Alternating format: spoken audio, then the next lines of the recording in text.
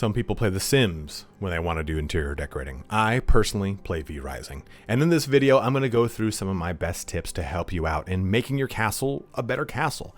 Now, as a quick disclaimer up front, I am not the best at this. I have watched a lot of videos of castle tours. I've seen a lot of things online of people recommending certain ways to approach things that have taught me critical lessons on how to approach castle construction.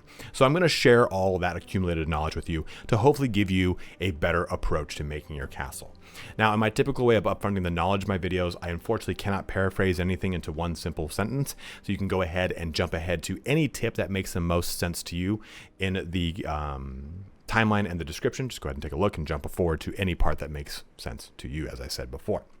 But if this video ends up helping you, please don't forget to like, comment, or subscribe. Each one of those things does truly help me out in a huge way. But let's get started here on my guide to making the best castle in V-Rising. I want to start this video off with something you probably didn't know about, or if you've been playing early access, you forgot is really a thing. And that is using the foundations, and I'll show you how this works. But basically, you can make these tall towers or connect these little floating pieces of land with a pillar if you use the foundation capability. So we're going to go ahead and land here, and I'll show you what I mean. So we jump into our castle, and we go to foundation, go all the way over, and we look at invisible foundation. And by pressing this, we create foundation that we can do things with. As you can see, I've already placed one right here. I'm going to go ahead and just delete that. Well, it's blocked by the blocked by me, huh? Right? Okay, let's back up a little bit. There we go. So we place this down, and now this counts as if I've placed a wall here. So if I want, I can place a pillar right there. And then I go up one more step here, one more level, and I can do the same thing if I am high enough. I think this actually is, yeah. So now you can see that still isn't quite connected, right? So we have this foundation piece already created right there. I'm going to go ahead and delete it just to show you. Place this down, go to walls, go to a pillar, and now we have this piece that would connect all the way down. If I hadn't already kind of created hedges down there, that would cause an issue. This allows you to create situations where you have pillars that go from the ground level all the way up, or you have an interior balcony that you want to take advantage of or create a little bit more headroom in a specific room. So if you come down over here and I come into my forge, you can see that my forge has these areas here where there's nothing directly above me, but it creates this cool kind of cathedral effect when you walk into the building. Or my forge over here has it, so I have this cool interior balcony. This allows you to create some dynamic portions of your entire castle that maybe add a little gravitas to it, right? So if I go over into my throne room or into my blood room, I've done the same thing. I come around, over around this corner, over here, and my actual throne, I've created an interior balcony. Either an interior balcony or just I've added up a whole level. But if I wanted to, I could smash this wall out over here and add a walkway so it is like an interior balcony overlooking my throne room. So have some fun with invisible foundations, because it's probably one of the strongest tools to creating a very dynamic castle without really doing much to kind of follow certain rules or anything like that. Now, before we really get into the meat and potatoes of really going to town on your castle, plan things out. Fammy Caint here went ahead and made a really awesome Excel spreadsheet, because remember, the game is grid based, right? It's just a series of squares. And I've gone ahead over here in Civilite Hills and mapped out roughly what my plot looks like and what I wanted to do here. I don't know why I put a AAWWW, but it's there nonetheless. And this is a great way to get a sense for how you want your castle to look. And even if you take a look at this, I didn't end up sticking to this plan, but this was a plan I started that allowed me to kind of work around and say, okay, how can I really work this space to the best of its capability? And I had thought of putting big towers here that at the end of these little causeways become towers, and it didn't really work out. Once you kind of jump into the game and start working, you'll see what does and doesn't work for you. But what I also want you to take a look at here is I don't use every bit of space. These white spots right here, this is just not used space, or at least there's no tiles. And this is the level 1 of the next raised terrace above the ground level, which is right here. So this allows me to create any kind of symmetry that I would actually like in my building. So I know, hey, I've got 4 running across my back, and I've got 5 after that. Even though I'm not using these little squares right here, I'm creating a set foundation to work off of, so that when I build levels above it, you can see right here, I already have a set room that I can kind of adjust around. Or maybe even after that too, I can go, hey, you know what? I want this to be set just like that. Okay, now that is the forge, or whatever it is. Use this document, for example, to your advantage to kind of map out how things work. Nothing's worse than jumping into making a castle and you just don't really know what space you really have to do things, and you smash up against a wall and now you have a room that's 1 by 1 and it doesn't make much sense. Or worse, you go to make a castle and you end up with a small room that just has a very like a single little, let's do this. It does something like this, where there's not really much you can do here with just that single square. So planning this out ahead of time, and this will change once you actually jump into making the castle. You'll go, well, you know what? I'm actually going to take up these 2 spots right here because the room I made is actually not really going to fit 100%. It will change as you're doing it, but using this as a method to kind of create a general blueprint is really good, especially if you're trying to budget a certain level of floor tiles to match whatever castle level you're at. Now, another big feature of your castle is how tall it can go, its height. So if you go to advanced game settings, when you go to create your own server, your own private game, and you click this little hammer, you'll see castle height limit. By default, it's 3, and probably every single server you jump onto, it's probably 3. You can even change the tile limits of all these things. Every little thing can be edited through this menu. So if you want to have a castle that is way above the limit, you can go ahead and put that all the way up to 6, which is the max. If you have already created your own private server, you can actually edit this file after the fact. I'll try to provide a link here in the description of the pinned comment that will allow you to get instructions on how to do it. It's pretty much just editing an INI file in your game folder. So you would actually turn this value, which is castle height limit, all one word, from 3 to 4 to 5, or change any of these other things. Like for example, on my personal server, the server limit for the castle height at level 5 is 6. That allows me to have symmetrical distribution of servants in the crypt, rather than just being 5, and it always felt like a weird number for me. So this is a real crucial step to creating your very first castle, but also can be great for editing your current server that you're playing on. Garden paths can be tricky, real tricky. In fact, it can be just an outright pain in the ass. And for some reason, the way the game works is it's going to snap you into a certain way to put things, and you maybe don't want to do that. There's just so much that you have to deal with. So what I'm working on right now in my castle here is like a little bit of an interior greenhouse. And as someone who grew up working with greenhouses, I can tell you it doesn't work like this. But either way, there was a really cool video that I saw online of a guy using planters as well as these paths to kind of create this interior greenhouse. And if you're trying to use these paving or any kind of these garden paths, you can see that they can be placed pretty much anywhere within a square. But as soon as you start to get close to an already placed one, it will force itself to try to snap in. So if I wanted to place this over here, maybe I can do it, but it'll force myself to kind of place itself in. And this might kind of mess up the whole entire scope you have for this project. So what you kind of have to do is trick the game. You have to make the game think you're not going to do that. So I want to make pathways in between these. And if I were to simply do this, place this here, watch what happens when I try to place that cobblestone path that I had there before. It wants it to be a very specific distance away. It's going to automatically magnet and snap as soon as I get within a certain range, even if I try and get tricky with it. So you kind of trick the game by saying, no, I'm not going to do that. We're going to eliminate that over there. Then I'm going to switch this to do the proper orientation. So now that we have this edge of the path, I can go ahead, swap this around, and place this in, and place this in. And you can see that this created the same issue over here. So you have to alternate these. It is really dumb, but it's the only way to kind of create this little pathway in between these growing plots. And then further, if I want to make another pathway that extends down here, you can see there's an issue, right? Well, we've already got all the pieces up top here that matter. So now all we need to do is simply place these whenever we need them. So I'm going to go ahead and try to get this in. You can see it's still being real tricky, right? It wants you to magnet over here. We can kind of get real fancy with this. Trying to get a very specific angle, a very specific portion of it done. I think that might be as far as we can go.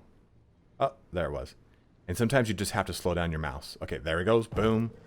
We're going to do that there, this there. And we'll just finish it off all the way to the back. And now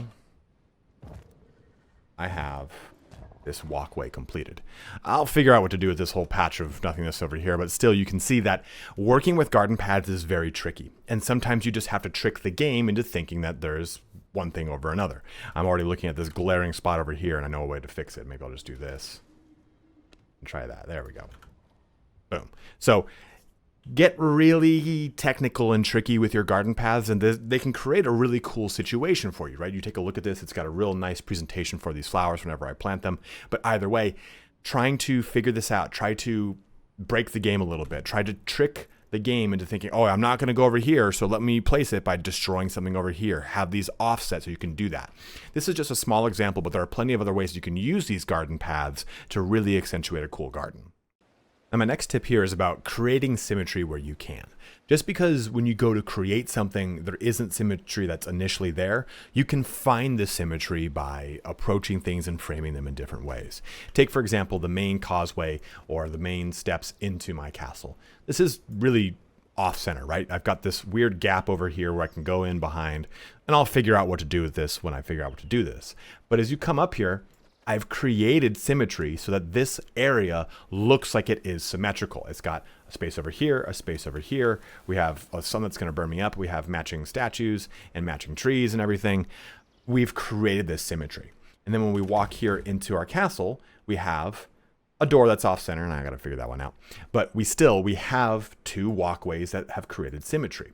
I'm going to walk up this stairway over here, and you can see that this angle is nice and set. And this angle over here is roughly the same. But if I go into this room, you can see that I had to create that symmetry so the presentation of this room feels better. You don't necessarily 100% of the time have to have things match from one location to the next. As long as you walk into this room and go, oh, okay, cool, symmetry here, sweet. You go over here. Yeah, maybe I didn't create the exact same room template on this side, but this feels like it's going to make sense for whatever room this is in. You don't always have to have things squared and set up nicely. You can walk into a location that's an entirely different one that has a different symmetry that you have created yourself.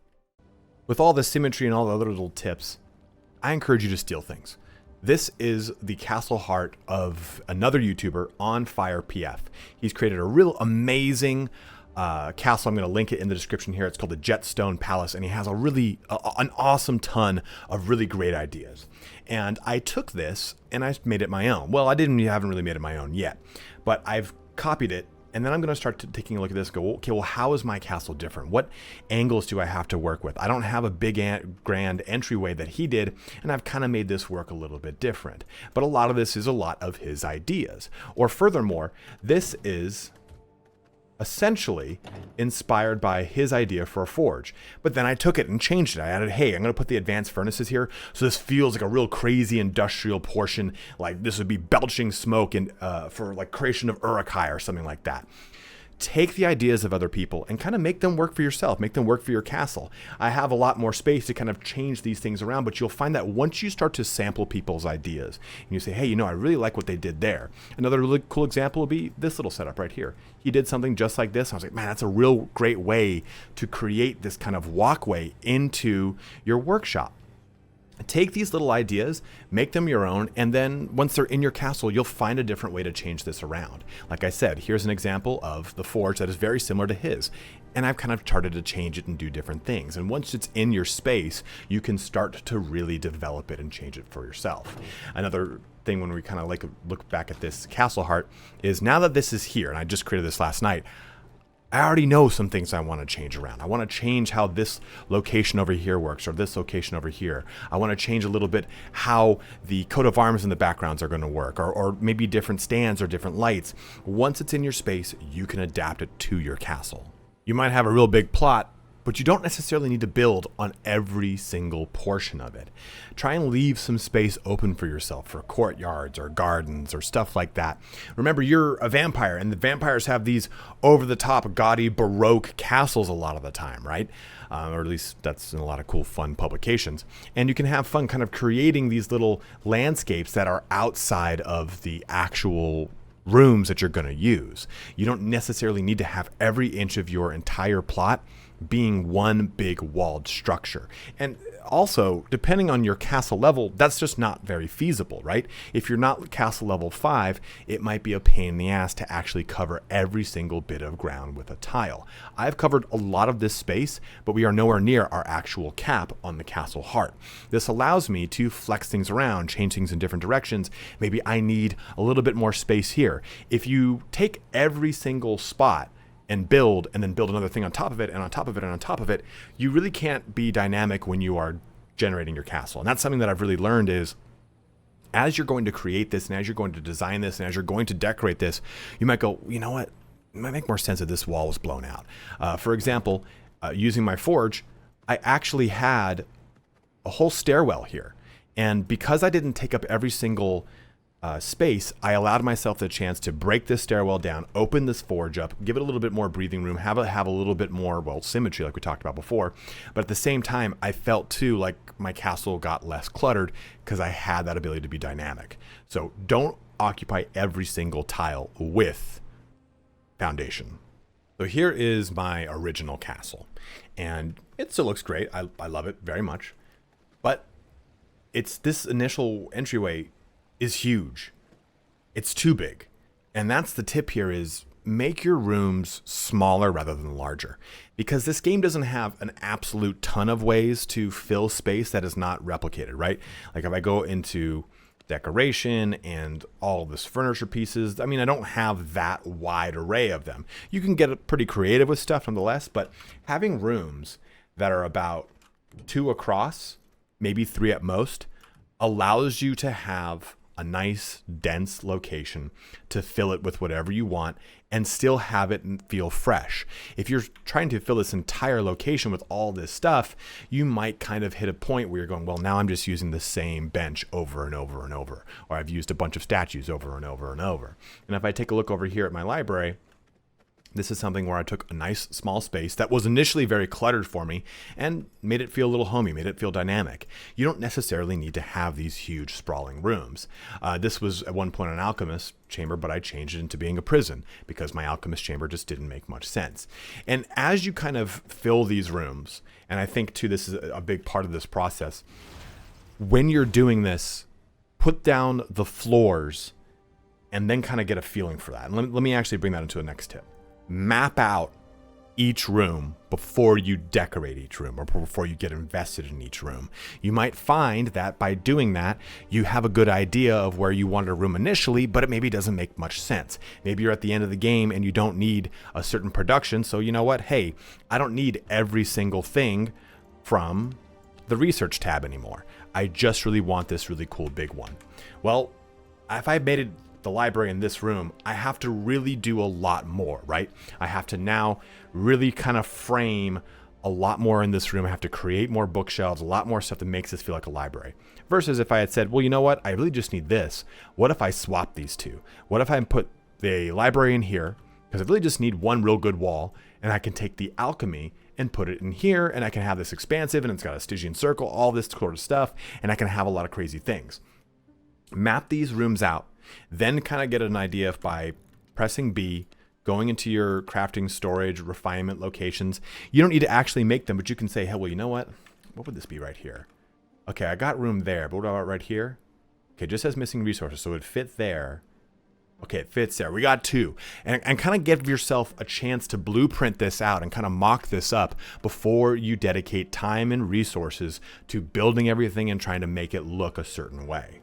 This next tip is about dimension, and I really encourage you to give your castle some kind of dimension. This is my initial castle, and you can see it's really kind of just a series of rectangles, and that's fine. You can still design like that, but I kind of wish, rather than designing how I did, I wish I had made one big long causeway that connects all the way to this story over here, right?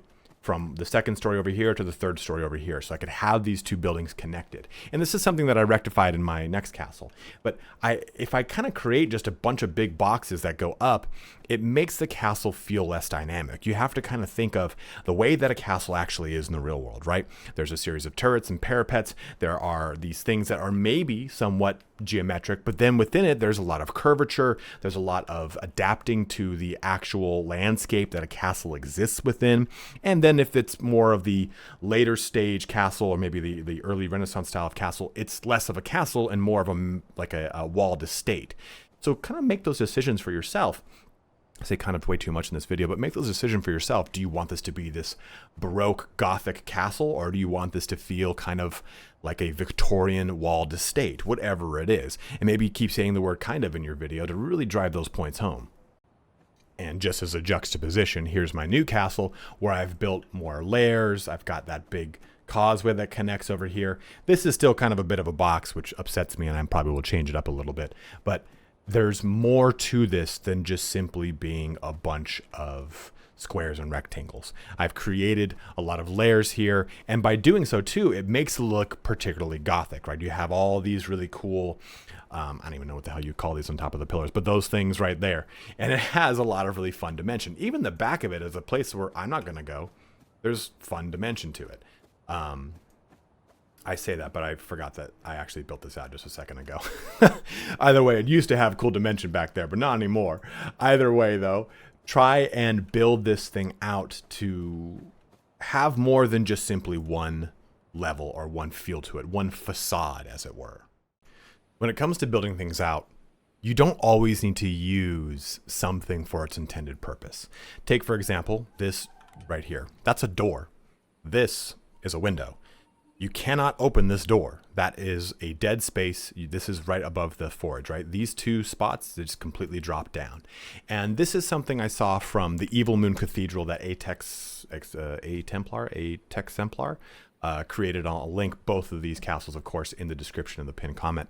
But he did this to create this really cool, long-looking window that has an awesome stained glass to it. And it makes it look like a very cool opening to a cathedral, or at least one of the parts of the cathedral that you'd walk past.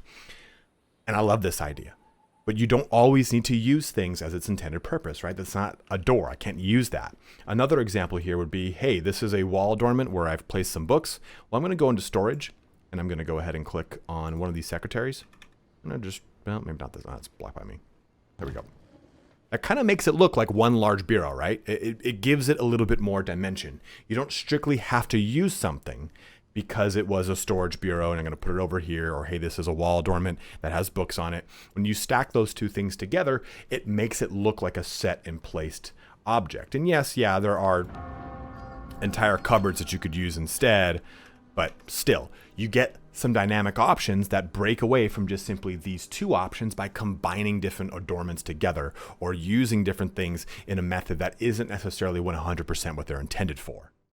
Gardens might seem like a pretty boring portion of castle creation, but they can add a lot of depth and they can add a real cool specific flair, especially at night, depending on which flowers or plants you put in them. And they also can be practical, right? They can be a source of resources. I built out a second little cotton farm over here because I have one in my other castle, but now I'm starting to work on some sacred grapes. And you can use all of these growing plots to a lot of your advantage.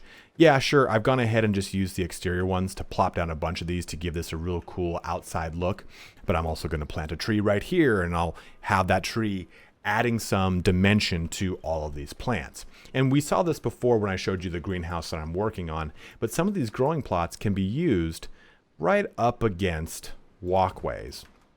And if you get them kind of covered around, it almost blends seamlessly into the garden path. So have some fun with these, and you can use them to create some good dimension or add a little bit of flair into gardens or just simple walkways that go from one location to the other. This allows some dimension. And now that I do this, I'm actually like looking over here going, okay, I'm going to knock these two trees down and I'm going to fill this with these to try and give me a bunch of different roses or flowers or everything like that in this little spot right here, so it feels really fun and unique. And you can even stack these up, right? So I can go like this right here, and go to use the single one right next to it. And as long as you're planting just flowers in those locations, it's okay if they're stacked up. When it comes to the larger plots, you cannot stack them up if you're putting trees into them, because it'll say, hey, this is an invalid situation. But definitely use these planters to your advantage to add a lot more. So we've gone over a lot of really cool, fun tips, but I also encourage you to start over. If there's portions of the castle where you don't quite like it, just delete it and redo it. It doesn't take you that much time to dismantle something and place it again. The only time it does is if you put a staircase down, where I swear to God, it's gonna fucking pain in my ass. But still, right here, this used to be a wall. This room would come into here, and I had a staircase up from this location. But it felt odd. I felt like I was always running from one location to the other to get somewhere in my castle. It didn't feel very conducive. So, rather than having an entrance right here, I built a wall, and I built these two grand staircases that enter into the castle. It kind of created this very cool reception area where it has a chance to branch off over here into all of my servants' quarters, into my throne room, or back around into my library. And then I've hit pretty much the majority of everything from this kind of antechamber. Again, kind of, but still, I come over here and I'm in my forge, I'm in my workshop, or I go back in this direction and I'm back into my tailor or my jewel crafter. But initially this wasn't set up this way. So take the time to look at things that don't really work for you, that maybe are just feel like you're running around in circles a bunch of times, and break them apart. Go and try something different. And maybe you don't like that something different, and it reaffirms why you've chosen a certain path for your castle. But it's just a matter of dismantling and reallocating those resources to a different setup for everything. At the end of the day, make your castle a home.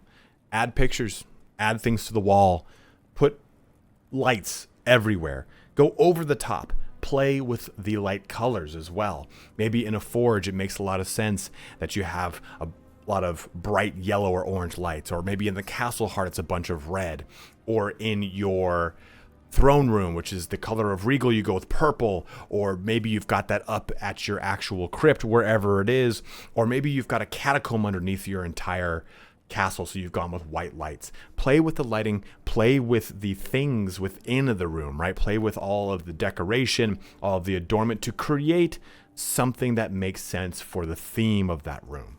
Maybe it's this nice, lovely dining hall, so I want it to have a very homey feel to it.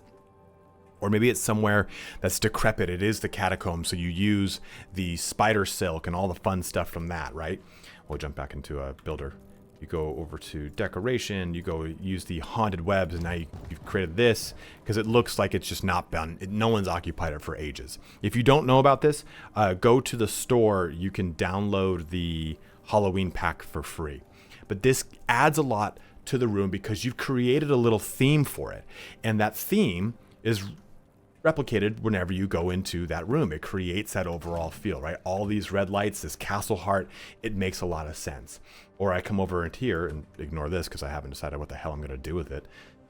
You've got these bright red and yellows and greens in here. It fits everything. I've got these black walls. It's soot stained, everything like that. Create the ambiance and the theme for your rooms by using lights, by using decorations, and lean into those. At that, it brings our video here to a close. So hopefully this gave you some fresh ideas on how to approach building out your castle. And I'm no interior decorating genius. I'm terrible at this stuff. But I've taken a lot of ideas from other people that are far better than me. And once they get into your space and you start to play with them, or you learn, okay, how did they do that? Oh, they did this? Okay, let's approach that with a different way. A lot can be said about just simply getting your hands on the creation of your castle. Just sit down and start doing it. I've been sinking hours after hours after hours into this process because it's a lot of fun. If you're not enjoying it though, then no big deal. Just keep making your castle this badass fort that is a PvP stronghold by honeycombing everything together with walls all over the place. But for those that really want to sink into this, I hopefully gave you some little things to think about or inspired you to try different approaches for your castle. And if you have big tips on how to approach making certain things within your castle, please by all means let it be known in the comment section below. Like I said, I'm not very good at this. I have looked at enough things and learned enough little rules that have given me some direction, but I couldn't think of anything off the top of my head where I'm 100%, okay, I like this area. I created this on my own. That's actually That's what happens when you grow up Roman Catholic. But either way, guys, thank you so much for watching here today. Have a good one and take care.